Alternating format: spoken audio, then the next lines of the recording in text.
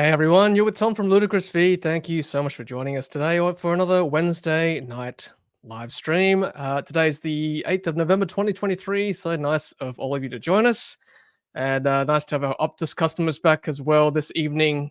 Thanks for joining the real world once again. Unfortunately, yes, Optus did have an outage today, so hopefully you guys weren't too affected around Australia. Let's welcome our regular guests as always. That is Riz from Carloop and also Rahul as well. Hello, gents. So nice to see you both. Good to be here, Tom. I think I had to relocate today, so I'm not joining you from actually Melbourne. I'm here from Wagga Wagga. It's the only place apparently where you can get reception, thanks to our previous member, Daryl McGuire, who seems to have connections high up there at Optus. So we're the only town in Australia that had reception while everybody else was down with Optus. That is the commitment Riz shows on this channel. You know, all the way to Wagga, New South Wales, to be with his good friend Gladys. So he really rolls in high places, Riz. So thanks for joining us tonight. And Rahul, nice of you to join us as well. Evening, everyone. Welcome to the live stream. Glad I could make it. Yep, I am one of those customers or people affected by the outage. Yes, Optus turned into no Optus today for a considerable period of time. Yeah, but there you go. It's back online. So yeah, great to be here, and thank you for joining us this evening. Thanks, Rahul. Nice to have you as well. But on a serious note, you know, it's really not good enough having Optus down today, affecting, you know, probably close to half, maybe more customers, you know, not just customers, but businesses as well. Hopefully you weren't too affected in your part of the world. But anyway, good to have everyone back on, and we've got hopefully a good audience tonight on the live stream. So lovely of you to join us. Speaking of which, hello to our lovely live audience today. If you are joining us live, make sure you leave a comment. Lots to chat about as always this evening. And if you're watching us on replay, make sure you leave a comment as well below. And those of us joining us on podcast, nice of you to have us in the vehicle or wherever you might be listening from today. And also a quick shout out to our sponsors tonight as always, Carloop, Warbox and Evee. If you want some discount codes for the channel, have a look at the video description below, particularly for Warbox and Evee. Grab yourself a nice discount for Warbox products and Evee Rentals in Australia. Gents, as always, lots to chat about. We're covering lots of topics tonight, so very, very much looking forward to tonight's stream. But first of all, let's say hello to our regular guests. As always, we have Graham joining us. Hello from Shepparton. We have Tassie EV1, one of our members, joining us from Hobart. Well, that's very kind of you. He's recommended me for a hosting role at FCL this year. Well, you never know. Wouldn't mind doing something like that for the show. So yeah, looking forward to seeing you all at the event next year in Sydney. We've got Scotty from East Melbourne. Hello there. And Barry's joining us from Bangkok, 4 p.m. Over there in Thailand. Nice of you to join us. And we've got Robin Jules from Brisbane. Hello there. And Peter Cook from Canberra.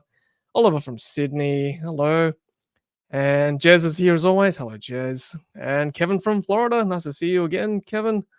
Jeremy, no joke today. Oh, I'll have to wait for Saturday, as always. Saturday morning, Jeremy's jokes keeps us awake. And sorry to hear, Thomas, you've got a bit of a nasty cough, so hopefully you feel better. And Praneeth is watching from Adelaide in my MG4, just completed 10 kilowatt hours charging at a Jolt charger. Fantastic. And hello, Jean there. And Charles Gregory joining us. Evening coming live from Nullarbor Roadhouse on the way back from the Perth AEVA, Australian Electric Vehicle Association Expo, which Riz attended on the weekend. Thank you, Riz, for sharing your video with us on the earlier this week. Anytime, I got to see a lot of my good friends there, so it was good fun. Yeah, fantastic. Apologies I couldn't make it, but good to have Riz representing the channel over the weekend. And JD Media is watching just home in time for the wonderful world of Ludicrous. Very flattering of you to put us on the same pedestal there as Disney. And apparently Bjorn's doing a live stream as well. So, okay, I've got a bit of competition tonight, so that's all right. I won't be offended if you want to watch Bjorn too. All good. Tassie Thalasan's watching from Tassie, of course. And we've got Kangaroo Island, new Polestar owner. Excellent. Congratulations once again. And Floptus, yeah, Jazz Cam, bit of a Floptus today, weren't they? Unfortunately. Oh, Team Sky, yes, Riz, I was so looking forward to meeting you at the Evee Expo in Perth. Sad that we couldn't find you. Riz, letting this person down. Team Sky. I'm really sorry. I was gonna stay till Sunday, but had to get the 1 a.m. flight Wow. out of Perth to make it for another TV show. It's called I'm a Celebrity, Get Me Out of Here, and just had to get out of there. No, I'm sorry, I couldn't get a chance to stay Sunday, but I think after the hospitality that was shown by the good people of WA, I'll be heading back there very soon. So maybe at the next expo, we'll catch up. That's right. So Team Sky did say Perth EV Expo was amazing. Lots to see, lots of new EVs, charging stations, wall chargers, and future updates of the WEV network. Yeah, absolutely. Sanvi, yeah, you're a regular. I've seen you a few times now. So yeah. I mean, you can always attend more. No problem. And yeah, lots of people joining us tonight as well. Thank you so much. NRMA said free charging today because of Optus. Well, that's one benefit of Optus being down. Yeah, we'll get on to charging in 1 second because of Optus. So thanks for joining us, everyone. Keep your comments coming on the live stream. We'll get to everyone very shortly. We've got Andy Vet from Whaler as well. Thanks very much. Let's move on to today's news. So I just want to quickly touch on this to start with. This is EV Networks earlier in the day sending out a notification that because of Optus, they weren't able to have charging for some people, well, but basically all customers, without an RFID card today. So unfortunately, because our chargers are networked, like Evee, ChargeFox, there would have been some outages today.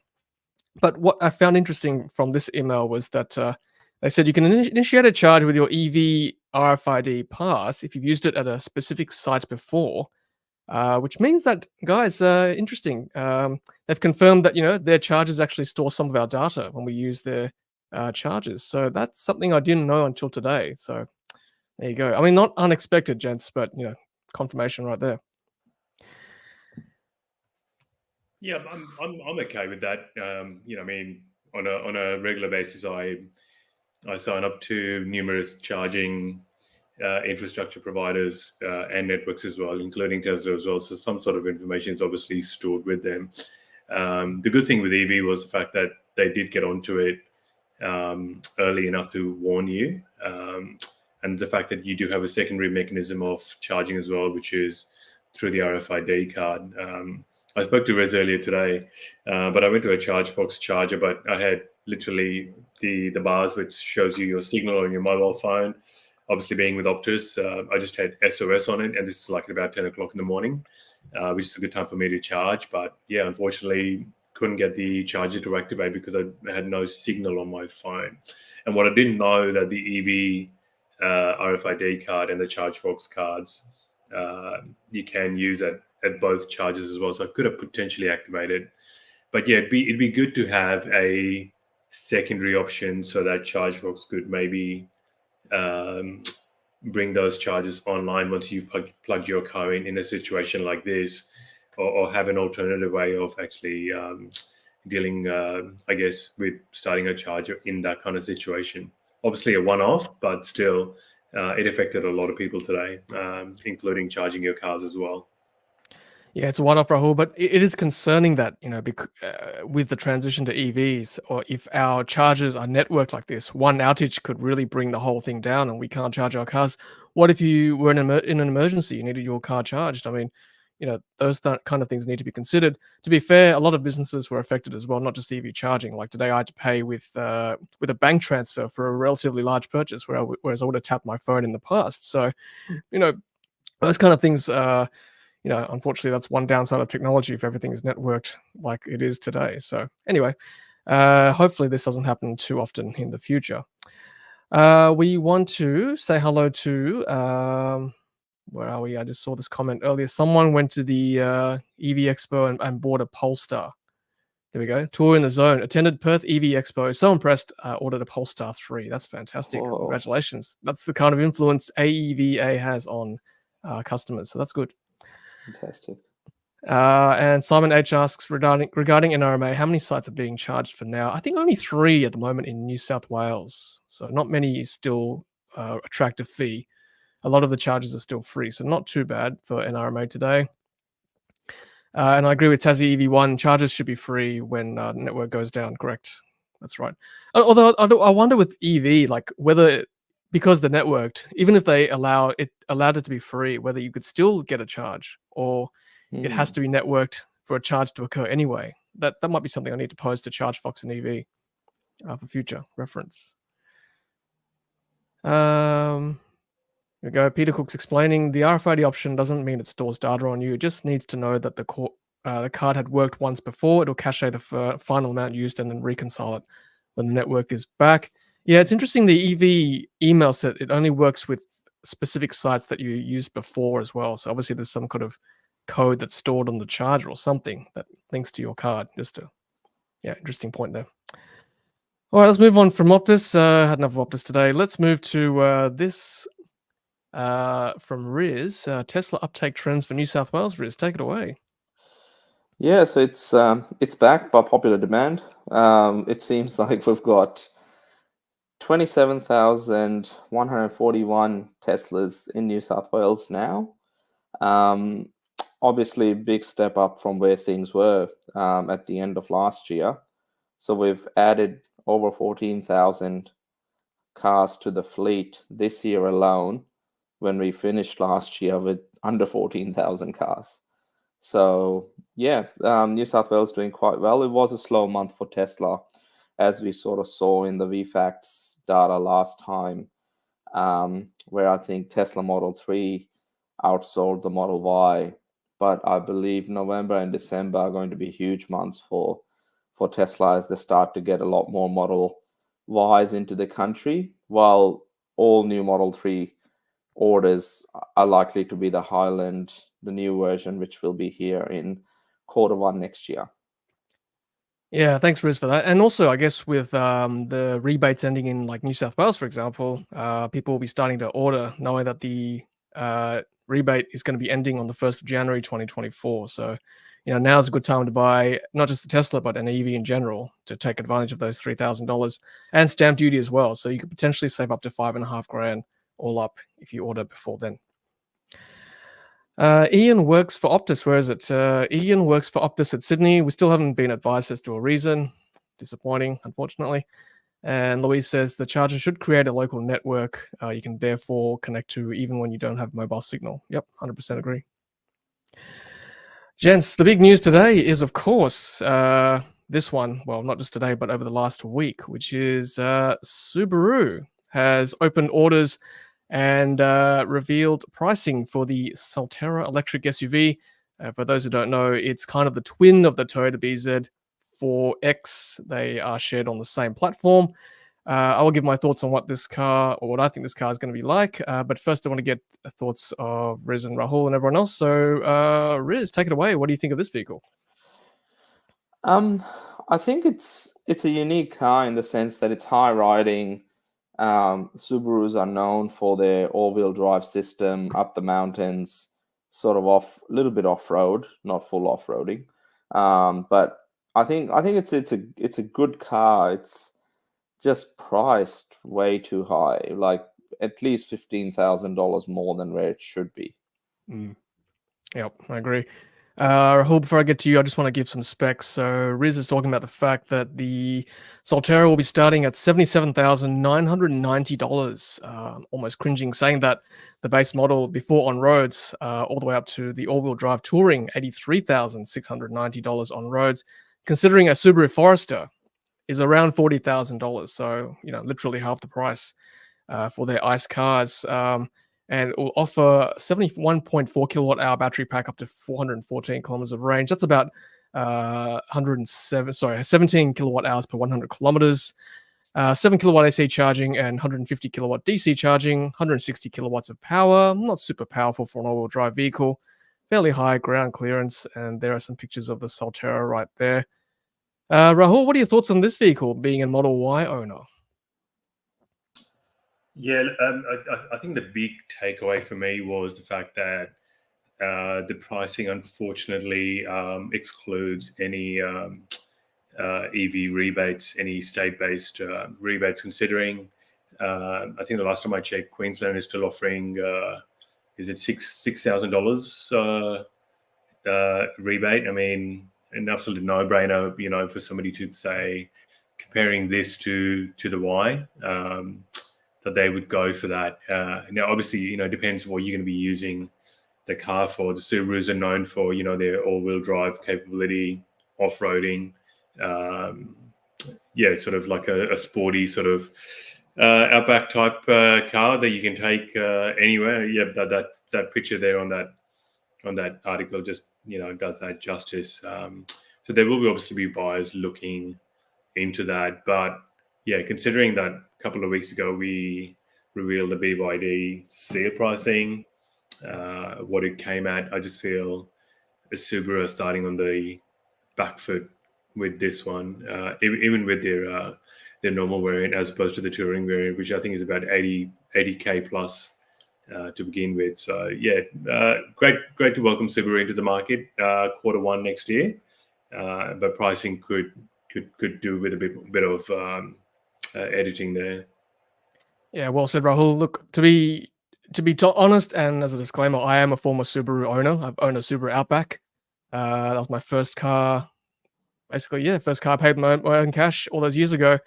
So I'm excited by this vehicle because the Subaru that I relate to and speaks to me is a car that's versatile, you know, utility, adventure, cheeky almost. It's a great brand, right? It's got a great reputation, very reliable, Japanese. And as you said, gents, it's very unfortunate the price is just way too high. Like, you know, it's $30,000 more than a Subaru Forester, which is the ICE equivalent almost, very similar sized vehicle.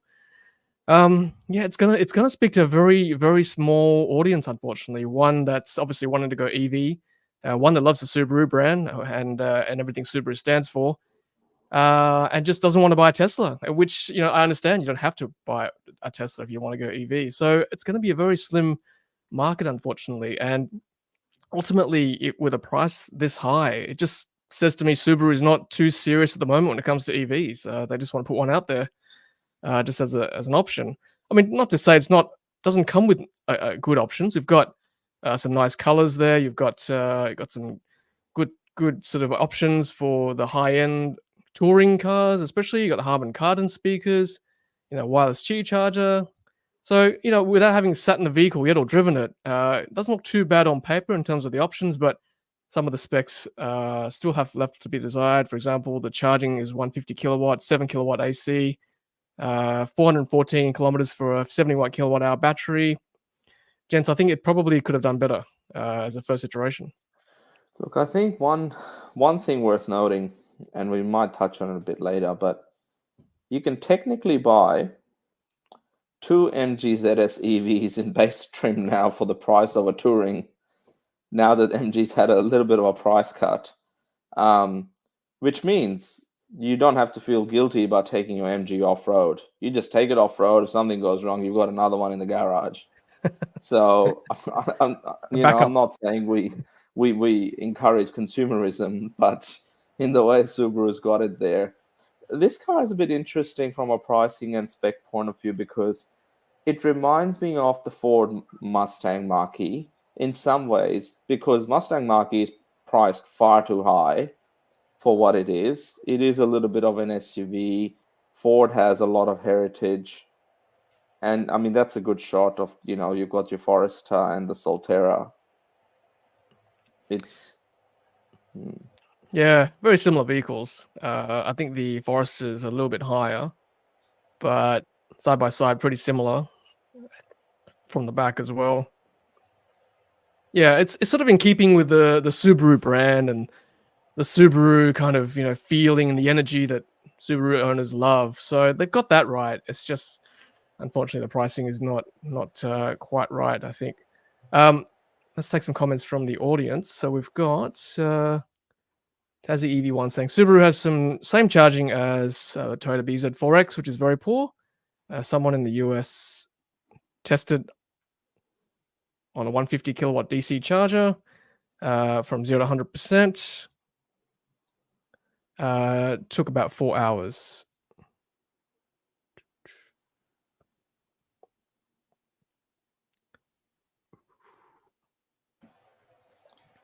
I think we've seemed to have lost Tom just for a little bit. Hopefully, he's not with Riz. He may return. You never know. I think Tom's with. Hang on, let me ring Gladys and find out what's going on.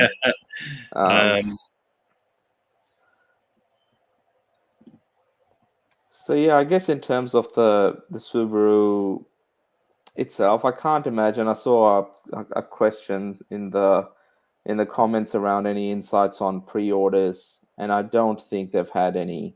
I don't think they've had too many. I'll rephrase that, because they still say that their specs that they have released are indicative. They're not the actual specs, but they're indicative specs. And funnily enough, the base model of the Solterra is 79,990 in New Zealand, which is around 74,000 Australian dollars. So it's actually cheaper in New Zealand than it is here. Sorry, gents, I'm back. All good. I'm not with Optus. I don't know what happened. I'm actually with another company. But anyway, yeah, thanks for taking over. I did hear a bit of your chat. I could still hear, but I couldn't see you. But that's all right. Yeah, so we're talking about how it's slightly cheaper in New Zealand, because New Zealand's 79,990, which brings it under that clean car discount. But then that equates to 74,000 Australian dollars. Okay, so slightly cheaper. I'm actually interested to see if anyone is actually going to order one. Anyone keen? I think there's a comment back there, Tom and Riz. Somebody suggesting, Riz, do you have any insight on pre-orders of Subi? This might be a nice project for you, because there's not really much orders there, so you could get that done within like about a minute or two and get that chart ready to go, Riz.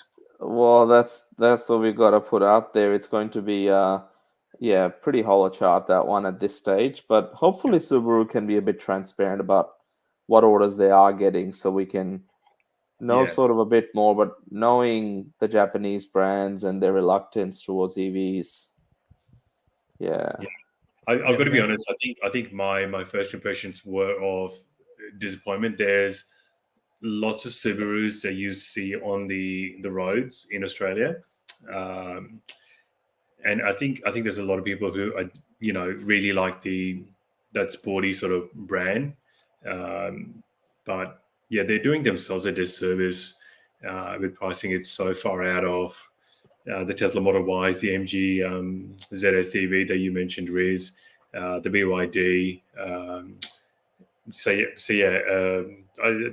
The 77-80K mark is way too far-fetched. I think they're going to struggle, considering competition for EVs in Australia is heating up and getting so much more stronger in that market. Yeah. Well, let's take some comments from the audience about the Subaru. So if anyone's watching from Subaru, you can see what the general feel is like from the EV community about this vehicle. So here we go. Gene saying, no diehard Subaru fan would buy this. I was one, me included, never buying this. Our Screamer saying, range is too short for the price and users aren't going to be close to chargers. And Hal says, it's only a modified BZX, that's Toyota, so not really a serious off-roader. I agree, not really a serious EV at the moment. Tazzy Thylacine saying they need to do so much more than that, and I agree. And Samvi saying had a booking, but okay, happy to send photos and thoughts when done. Yes, please send it over, Samvi. Love to hear from you. That'd be awesome. Yeah, thank you. And what is it? Yes, I'm not with Optus. I'm seeing the old Optus comments. I wish I could use that as an excuse. Thanks, gents, for taking over. All good. Yeah, JD Media saying 70K is still a large chunk of change for most household these days. I agree with that kind of EV. Yeah, and considering that the interest rate did go up yesterday as well by 0.25%, that 70K is going to bite. There's better ways of spending that money as well. I've just got a quick segue to this comment here by Jono EX to say that the Ioniq 6 is not that much cheaper, but I read I think today that the Ioniq 6 is now priced just under that threshold, which means that you can now qualify for the EV rebate on the Ioniq 6 as well. Which I think Subaru should have perhaps thought about just getting it under that threshold so people could actually get that, and then they would definitely consider that. Yeah, Correct. good point. I think there's just that's reminds me of one of the things I did want to touch on. It's interesting to see different manufacturers bringing different electric vehicle products into the market now, where they're all at different stages. Like Hyundai in particular is starting to lower prices for their 2024 models, as Rahul touched on. The Ioniq 6 now has a base variant. It has a smaller battery, but it's around 64 or 65,000 plus on roads. They did the same thing with Ioniq 5 a couple of weeks ago now. So they've got a base variant, sits under that $68,000 subsidy limit, and that's what they're trying to do. So bringing it more sort of down on a price point where people can afford it, or at least a foot in the door for people thinking about getting an EV. The Japanese brands are really struggling at the moment, and I don't know how Subaru or even Toyota, when they do finally release the BZ4X, if this is just a compliance car. Yeah, I mean, I was just gonna say, yeah, it again speaks to me that it's not serious. You've got brands like Hyundai doing good work, and same with Kia. They've got their manufacturing processes at least better than what Subaru and Toyota surely are doing. Yeah, this says to me, yeah, they can make the excuse that the battery is expensive, but just tells me that they're not quite serious yet in this market. Oliver asks, Tom, have you had a chance to review the Lexus RZ based on the Subaru? I mean, I've actually sat in one in the US earlier this year, and look, I've got to say, for all the bad press Toyota's getting with their battery, it's not a bad vehicle. It's actually quite luxurious sitting there as a passenger anyway. I think it's just still quite expensive, unfortunately. I have reached out to Lexus, and I almost got laughed at on the phone. So obviously they're not quite serious yet enough to let people in the EV community actually review it properly. So it's disappointing. I have actually reached out to them. So if you were listening to someone from Lexus, please, I'm happy to review it if you're willing. So I was at the Lexus stand at the Melbourne Cup yesterday, being the high roller that I am, and nobody really wanted to talk to me either. So Tom, it's not just you. Everyone gets the same treatment from Lexus. Clearly I don't show enough money when I talk to Lexus. But anyway, maybe one day. We'll see. Riz, I think it might have been because you were talking electric car names, whereas they were probably talking horse names. Oh, That's where we went wrong, Riz. well, when they did open the door to the Lexus, I said arigato, and I don't know if they mistook me for something else, but yeah. Anyway. Yes. Hopefully Lexus will get back to us. Okay, so yeah, Peter makes a good point. Getting under the threshold is an indicator they actually want to sell these cars. They don't. They want a model to say, we tried, nobody wants one. Let's just go back to ICE. Unfortunately, that could be the key, right? Just to show it doesn't work. But if you're not serious, that's what happens. You're going to get hurt. Very good comment there, Pete, because I heard today that, in China, any manufacturer that wants to play there has to do a joint venture with the Chinese company. And Toyota has a joint venture with, I think, FAW Automotive there. They've produced the BZ3, which was based off the BYD sort of electric drivetrain, which is like a Corolla sedan. And apparently that company's doing so badly in Japan that they've already told their workers that up until February or March, they're lowering production of all vehicles in China. Now that is a sign of times where the biggest manufacturer in the world, in the biggest car market in the world, is saying, well, there's no demand for our cars, so we're not gonna bring production to its normal levels. That's scary. Yeah, that is scary. At the halfway mark, thanks so much for joining us. 155 guests on the stream. Fantastic. I just want to thank our sponsors as always. Once I get this slide up, and that is, of course, Carloop, Warbox, and Evee. Thanks so much to our regulars, and of course Wallbox and Evee. If you want a discount code, have a look at the video description below as always. Let's move on from Subaru and move on to a car brand that's almost semi-serious. I think they're pretty serious. MG. We've got Jace Donnelly, one of our viewers, showing us that, the MG4 X-Power is available at some of the dealers right now. So there we go. MG4 X-Power, 63,684 from. There it is. So go to your local MG dealer to see whether you can get a test drive. Looks pretty good. And speaking of which, just quickly back to Subaru. So MG4 is MG's reduced their pricing of the ZS EV in the wake of the $85,000 Subaru Solterra. So if you want to pick up a cheaper EV, there it is. The MG ZS EV is on sale at the moment.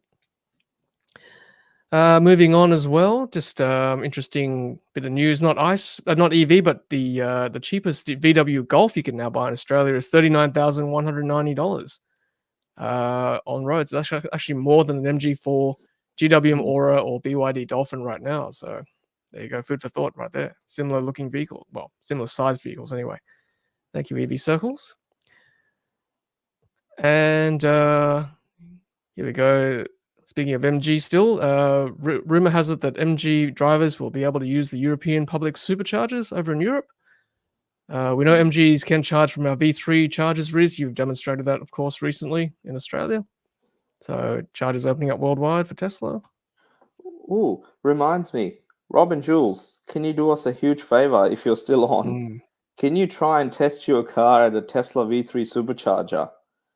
Because what we want to get to the bottom of is whether it's just the Atto 3 that can't charge at V3 superchargers that are open to non-Teslas, or if it's BYD altogether. That's actually quite unique because I've been trying to get a hold of anyone at Tesla charging and not sure whether it's Tesla, whether it's BYD, who is it, but there is, over 10,000 owners now that currently can't charge at a V3 supercharger. That's right. Thanks, Riz. Good reminder. And if you do, Rob and Jules, send me some photos or video or something. We'll show it on the next stream. That'd be good. Good market research. And yeah, Ben, thanks for that. Suggested to Genesis on the Gold Coast that they lend Tom a car. Don't worry, they've actually lent me a car in the past. So thank you, Genesis. Some videos on my channel. I appreciate you looking out for us, Ben. Thank you. And Gaffer, we might segue to this story. Tritium has announced the closure of its Brisbane factory, unfortunately. So that's probably not too surprising, given what we shared last week. The Tritium shares are tanking at the moment, and closing the Tritium plant in Brisbane is probably a good move. Gents, a sad story. Unfortunately, it's an Australian company, but you know what had to be done, right? So Queensland government didn't come with the money? Yeah, I guess not. This is the article from Giles published today. Let's see what Giles has to share with us. Yeah, I think they've got some grants unlocking in the US in January 2024 onwards.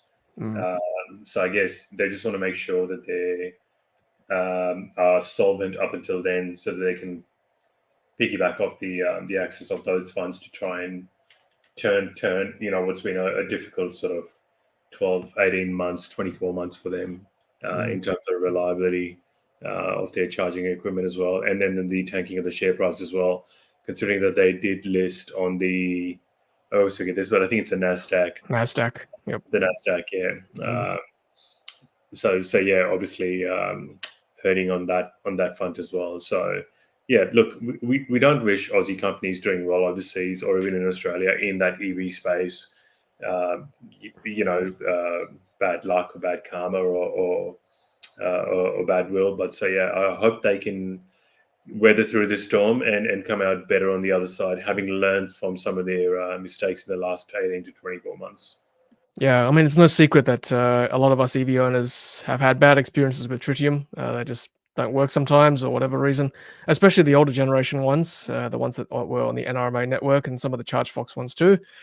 I don't know the full reason why the share price is tanking. A lot of investors pulled out, but obviously something internally is happening to the company that's not causing much confidence in its shareholders. So Yeah, I don't wish ill, as Rahul said, on an Aussie company, any company, because it does mean job losses potentially down the line too, particularly with the Brisbane closure. But hopefully we'll see Tritium turn it around, because we do need Tritium to succeed if we want EV chargers in this country. So we'll see what happens anyway.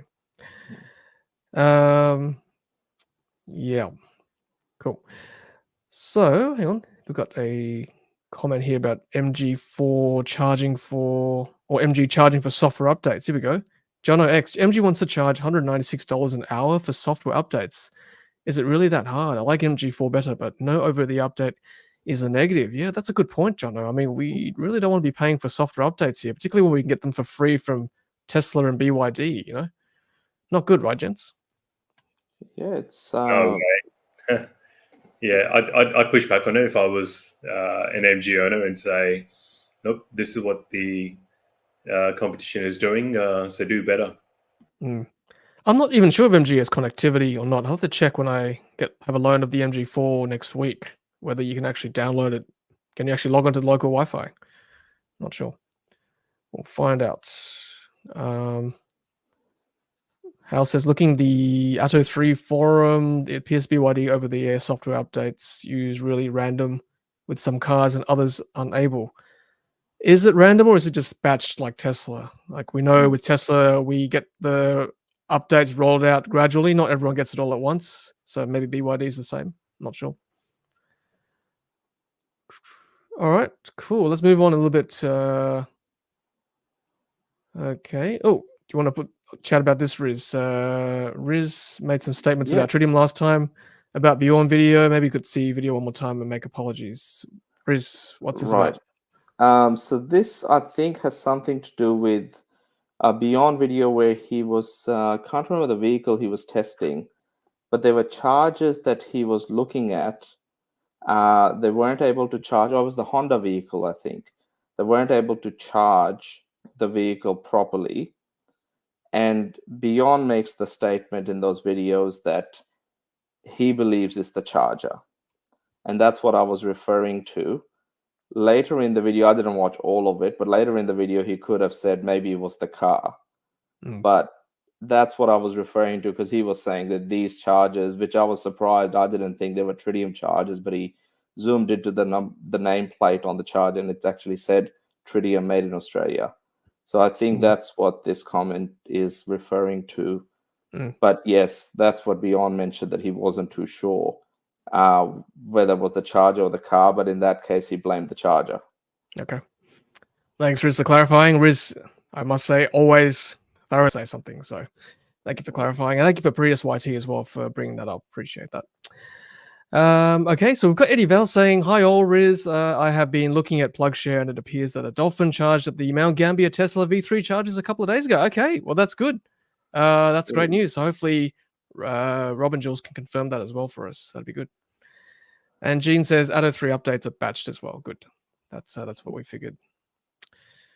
Okay, let's move on to some more news. Let's have a look at this one. So this is shared from one of our viewers this week, which I reshared. So Audi e-tron successfully charging from a V3 Tesla supercharger at Blaxland, New South Wales, despite multiple handshake attempts. 141 kilowatts. So the Audi e-tron can actually charge at 270 kilowatts, 800-volt battery.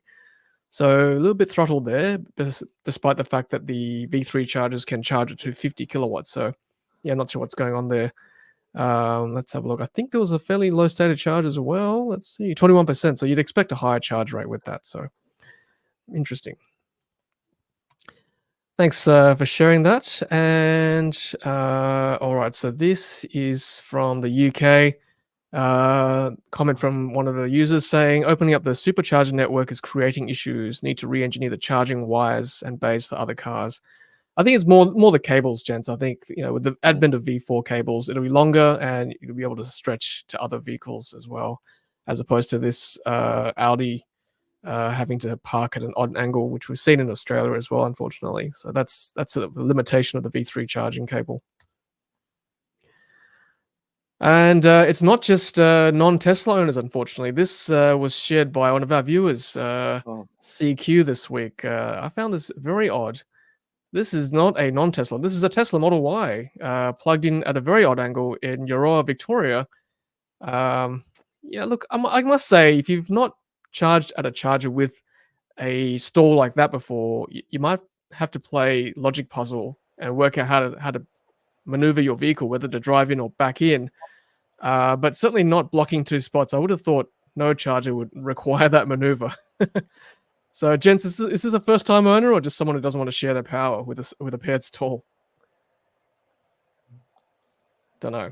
I think Rahul has more experience at charging on road trips than I do because I haven't got anyone to go to road trips with.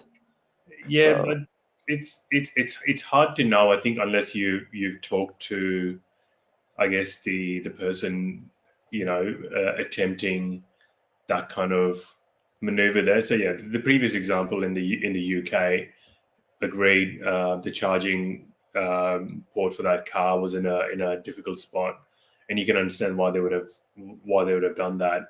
I think the blue Tesla Model 3 or the Y in that far right with the bikes on the back there. I think the owner commented that he was actually the owner of that car while that car was parked, but obviously we didn't hear any further information of why this grey Model Y would have parked in that manner. In saying that, another comment did mention, hey, there is lane markings there as well.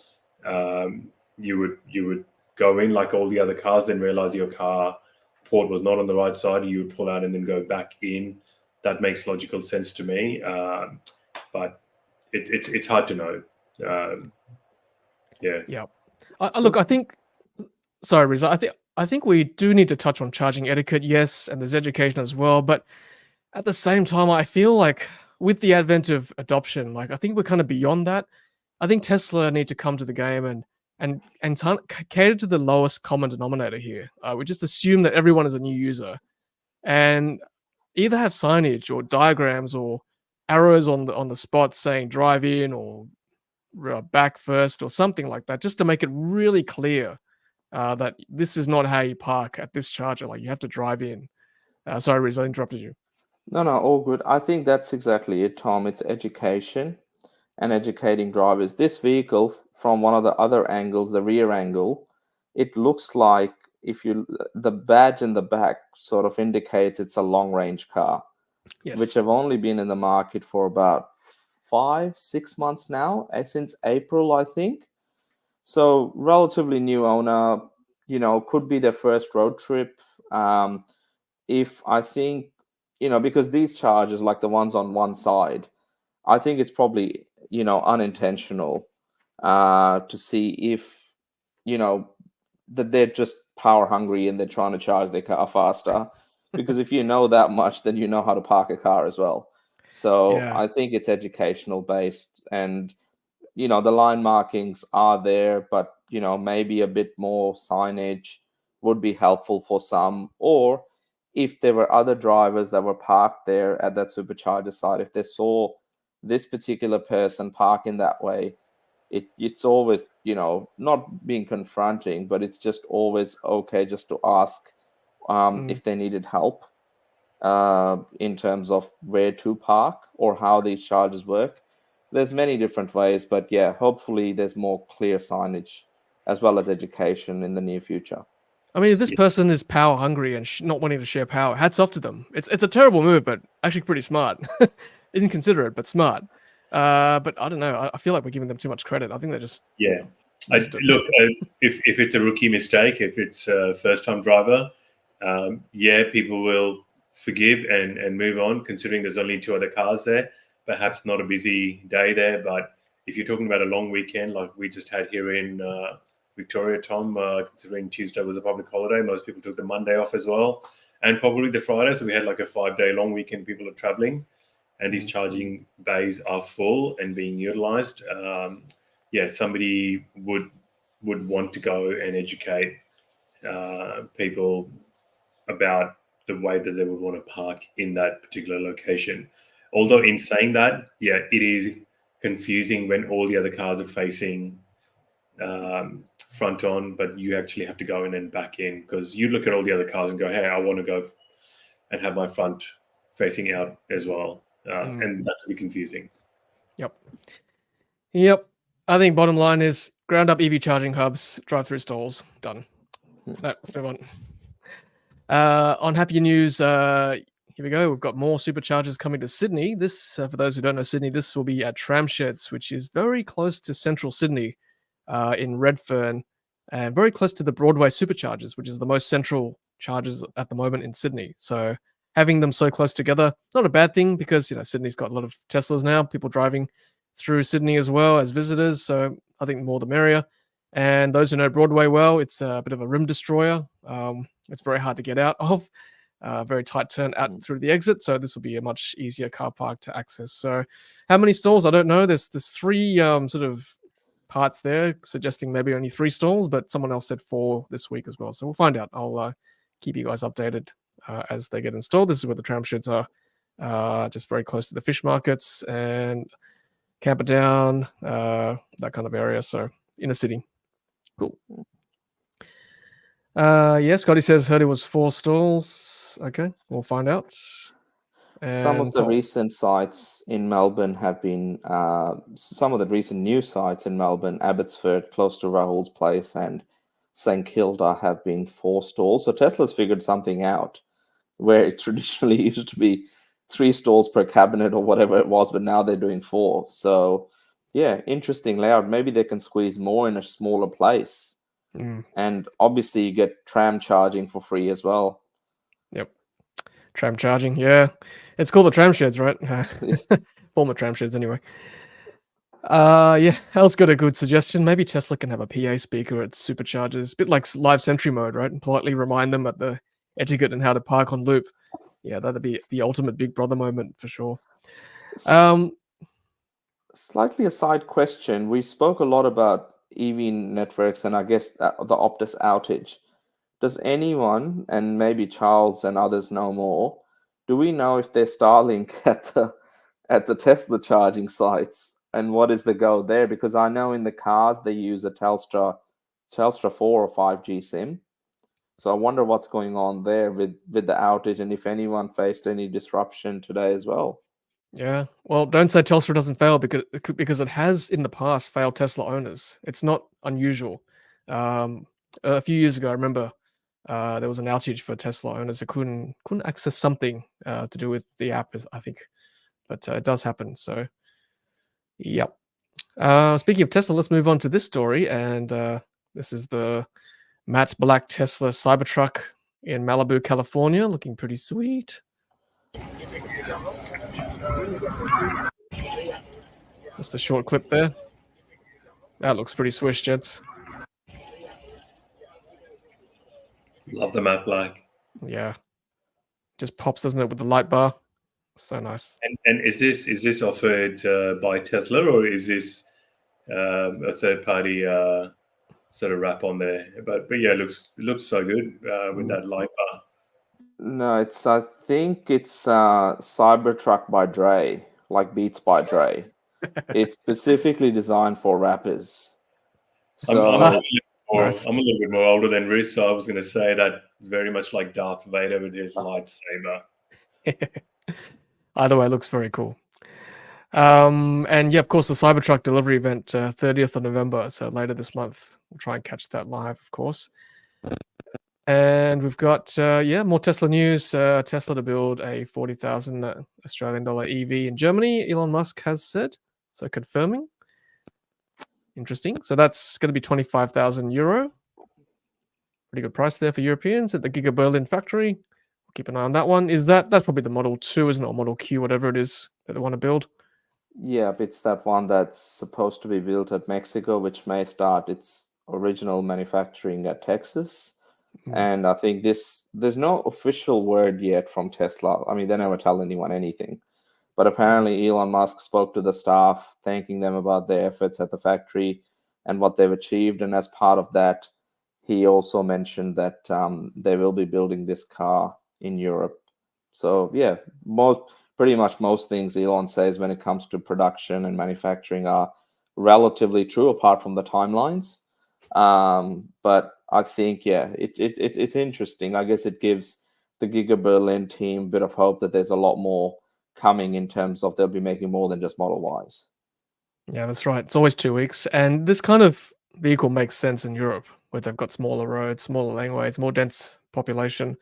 So yeah, looking forward to seeing that. And put this comment up here. Jay Singh says, we had 2 Tesla Model 3 long range hit a roadkill on the way to Melbourne from Sydney. Looks like as a result, it may end up in complete battery pack swaps. Wow. Interesting. Were they fires, or I didn't hear about this? Or it just got damaged? That's no good. I guess it was a fire, I would have heard about it. Paul says the Optus outage has shown that telcos need to use each other as backups and not just be isolated silos. Yeah, I mean, for the security of the nation and for the productivity of the nation, surely they need to collaborate more in times like this. Yeah, although we did touch on this on Saturday, I think Riz and I, the Rolls-Royce Spectre. Riz got picked up in one in Perth. Have you seen the price of the new Rolls Evee in Australia? I'm expecting a review on that. Yeah, me too, Oliver. I'm expecting to be picked up for a review as well. So stay tuned. Someone will reach out, I'm sure. Who reaches out first, guys? Lexus or Rolls to the channel? We'll find out, right? I think it would have to be Rolls-Royce. Surely. Because, if nothing else, they can put us into one of their planes with a jet engine to fly you anywhere, Tom, so you can exclusively drive the Rolls-Royce Spectre in Milan. Hey, I'm not driving the Rolls, Riz. Someone's driving it for me. Okay. Full self-driving. Yeah. Hal says, might be old news, but Ampol, Heathcote, and Port Hacking getting EV chargers shortly. Fantastic. Yep, excellent. Cool. And let's move on to this news today, which was good to see. Was it today or yesterday? Anyway, recently, which is the ARENA, Australian Renewable Energy Agency, launching the first of 50 street-side public chargers in Sydney with funding from ARENA. And thanks to IntelliHub and other partners as well for making this possible. So this is in Walleye Creek in inner Sydney. And this is kind of like a telegraph pole charger, which is the kind of stuff we need for those without off-street parking, such as Rahul, of course. This would be fantastic for people who live in apartments or terraces or, those kind of homes, right, Rahul? I'm going to sound like a broken record, Tom. I think I've said this numerous times on your live streams, but yeah, considering that I live in inner Melbourne, which is 5.5 clicks away from the Melbourne CBD, an urban sprawl with loads of apartment building blocks, lots of off-street parking, including for people like myself. Having something like this on the street is an absolute attraction to get people to buy into, thinking about getting an EV.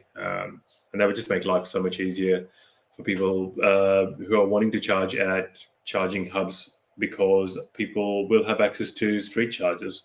The fact that you're going to park overnight, charge, and have your car ready to go doesn't mean that you're going to be putting cars into those public chargers when people actually need them for charging when they're actually traveling. It's going to free them up as well. I love the design as well, the fact that we're using existing infrastructure already on our streets rather than adding. I love the look of these chargers by IntelliHub as well. So yeah, great initiative by New South Wales government again. Where is Victoria on this? Please come to the party. Well, I think it's actually a federal initiative, gents, so don't despair. This is Chris Bowen, our federal energy minister, getting involved. So I think it'll be coming to Victoria. This is the pilot program in New South Wales, Sydney particularly. So 50 in Sydney, around inner Sydney, and then the Hunter regions as well. And apparently 190,000 across the nation if this takes off, which is incredible. This is the kind of stuff we need, right? Particularly, as Rahul said, in areas without off-street parking. So I'll try and get to one of these and do a test, but they don't come with a cable, so you've got to bring your own cable, which is fine, small investment. And I just want to address this point here. I mean, how many of them will be iced? Tassie Thala Science says, well, I mean, with 190,000, hopefully, even if one is iced, hopefully one will be free to be used. And if we have more EVs on the road, then, I guess more EVs mean less chance of being iced because there's an EV using it. I'm just thinking optimistically here. But good to see. Cool. It's a good design too. I agree. But I'm not sure whether the IntelliHub will be the only supplier. I'm sure there'll be other suppliers as well. But now that to me looks like a Schneider charger. It is. So it's really interesting in terms of I'm hoping that there'll be similar pilots in Melbourne, Brisbane, and Perth, and other cities as well. This photo is a bit interesting. I'm not sure how many people you need to install a charger, but apparently, there's a lot of people you need to do one site. So before we know it, we'll have a Canberra roadshow to make it all happen. But I'm hoping very soon every city will have hundreds of these. Yes, I agree. Yes. Well, it's a long cable, Riz, so everyone's holding a little bit of the puzzle, the piece of the puzzle. So good to see. Moving on, staying with Sydney or New South Wales at least. For those who live in New South Wales and own an EV, you know that we can use transit lanes, and that has been extended till 2025. So I've used that a couple of times in heavy traffic. It's been great, just zooming past everyone in the T2 or T3 lane.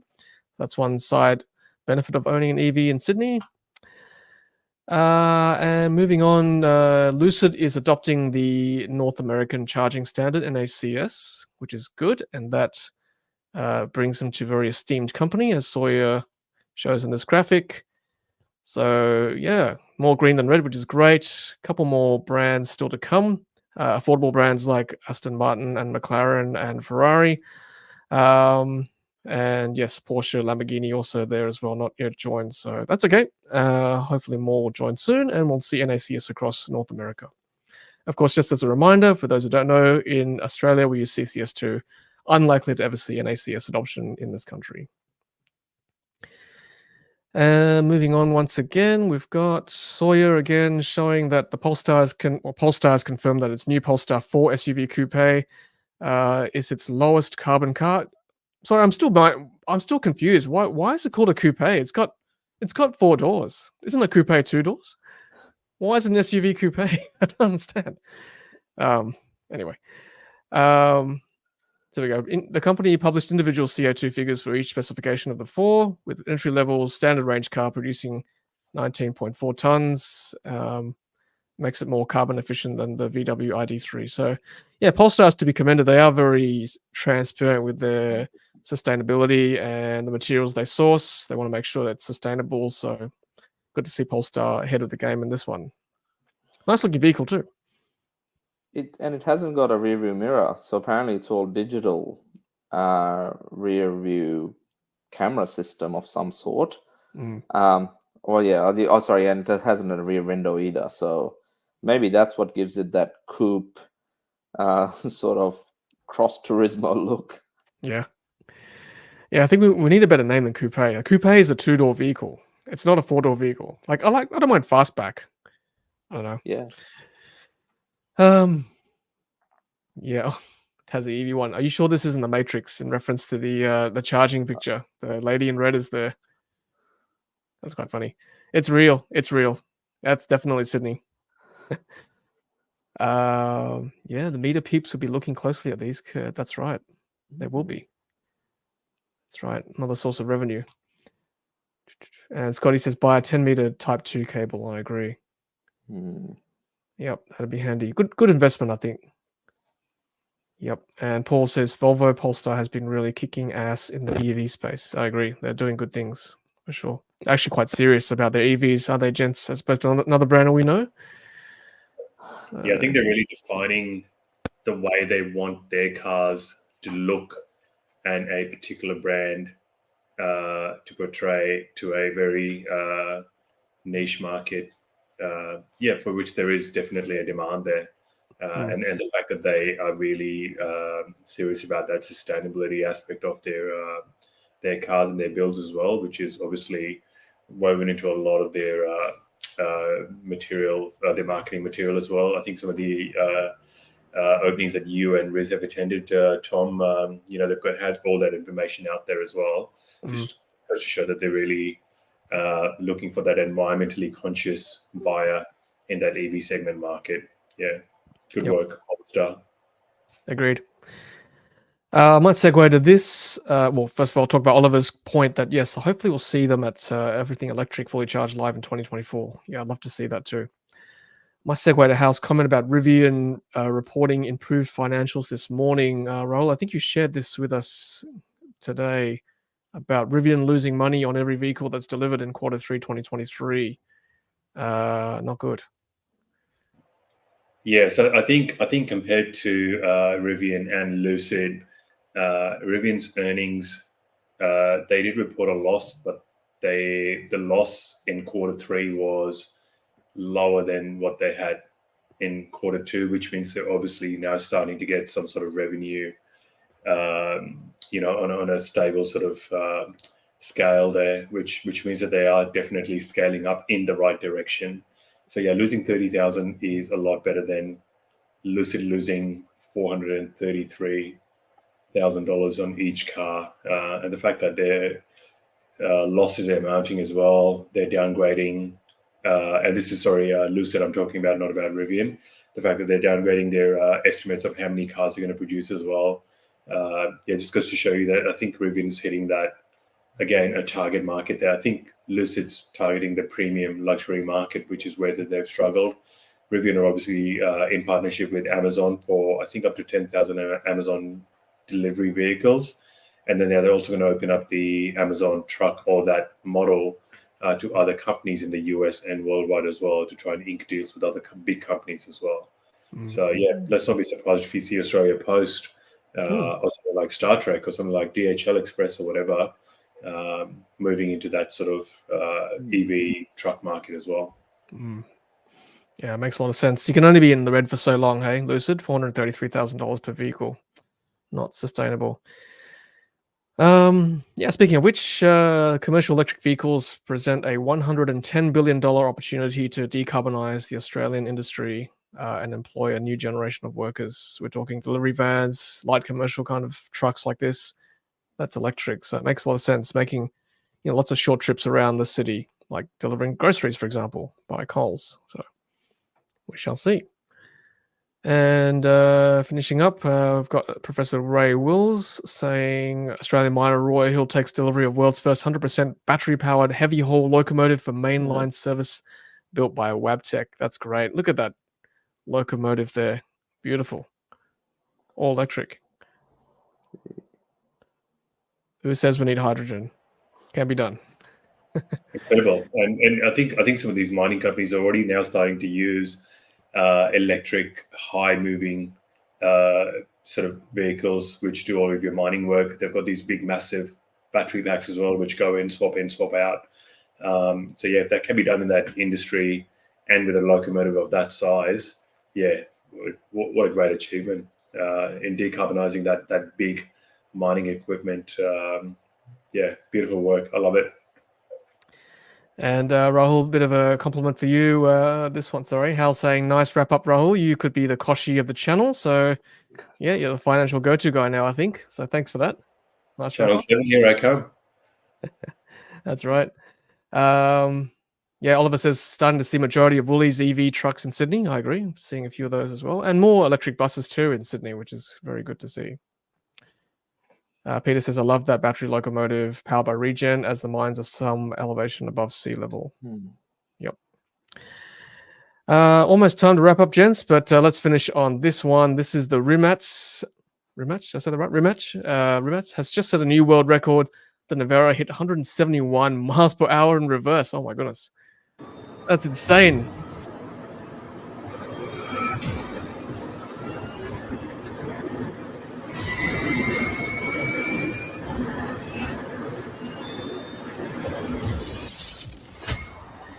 Wow. Okay. Going backwards very quickly, but in a good way. That's pretty good. What we really needed in that instance, Tom, was to have Nash's reaction to that next to the video of it, because I think nobody would be more excited than Nash with that. That is just incredible that it's going in reverse at 171 miles. Incredible looking cars.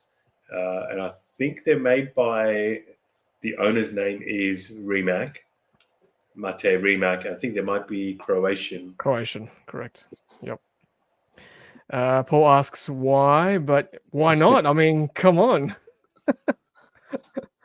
I wouldn't mind those reverse seats, like in London cabs. I'll just sit backwards And what let this go like backwards at You know what? 275 If I had a car like this, I'd just drive it any which way I wanted to. If I wanted to drive it backwards. take up 2 supercharging spots. Yeah, why not? I mean, Anything's possible. defy me, try me. That's right. Full self-driving reverse. Yeah, why not? That's awesome. And thanks, Jason. Going to share the repair experience with Tom. Thank you. Insurance recover at least all cost, hopefully, but a caution: the undercarriage is the weakest link. Yeah, that's unfortunately true for EVs. That's where punctures can happen and battery damage can happen. Thanks, Jason. Appreciate that. I would be scared of reversing into a space. Yeah, just like the Model Y. You can watch the cops face you as you speed up. Yes. That's the comment of the day. Love it. Gents, lots of fun as always. So thank you very much for joining us as always, Riz and Rahul. Thank you, Riz. Awesome, great show. And yeah, thanks everyone for joining us. There's so much to talk about, whether you're moving forward or going in reverse. That's right. As long as we're going in the same direction. And Rahul, thank you so much for joining us as always on Wednesday night. Loving your insights in the financial world of EVs and renewables. Love it. What else were we doing on a Wednesday night on Hump Day, gents? Good to be here. I just want to quickly add, obviously the audience is very informed, very educated as well in relation to, say, the Subaru Solterra pricing. Loads of fans in the live stream of Subaru brand, including yourself, Tom. But they can see through the BS that unfortunately Subaru have come up with their pricing. I don't think any one of them said that they would consider buying the Solterra EV for their next EV car.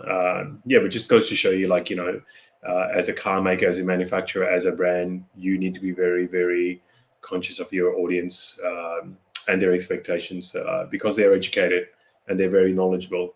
So thank you to the audience for their comments this evening. Great job. Yep, exactly. Well said, Rahul. Very educated audience tonight. Some of the best audience members I've seen for any live stream. So very, very appreciative of your engagement as always. So thank you for joining us. And thank you, gents. We shall see you next week. And Riz and I will be back on Saturday doing our Saturday morning live stream as well. So take care, everyone. And we shall see you next time on Ludicrous Feed Live. Happy charging. Bye. Oh, sorry. There we go.